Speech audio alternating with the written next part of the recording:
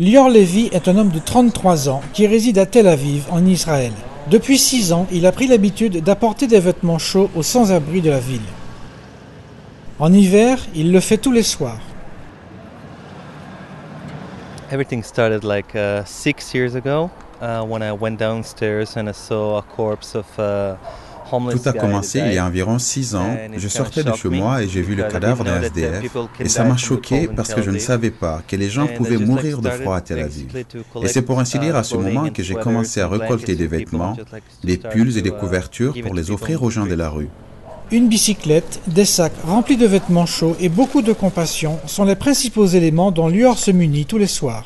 Durant la journée, il travaille au sein d'une association à but non lucratif qui aide les enfants atteints du cancer. Il se voue ensuite à secourir les sans-abri. Lior commence son parcours de nuit dans un petit entrepôt où il stocke des vêtements chauds donnés par les personnes qui suivent ses appels et ses activités. And sometimes I feel very lucky that I'm able to do that, but sometimes it's just like a drop in the ocean. You know, it's not even that because there's so many of them.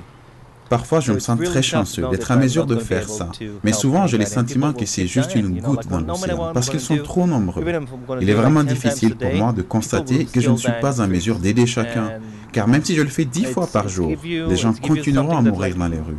Ça vous donne un sentiment d'impuissance. Mais en même temps, lorsque vous aidez juste un homme ou une femme en leur donnant simplement quelque chose de chaud pour la nuit, vous éprouvez un sentiment de joie. Lior estime qu'il est très important de ne pas porter de jugement sur les gens.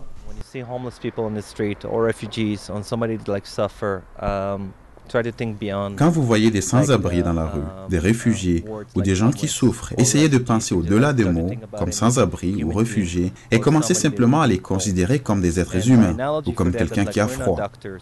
Une analogie serait de dire que nous ne sommes pas médecins. Nous ne sommes pas en mesure d'aider tout le monde, mais dans le même temps, nous pouvons juste mettre un pansement, et si nous nous y mettons tous, peut-être serons-nous en mesure d'aider un petit peu plus. NTD Tel Aviv, Israël.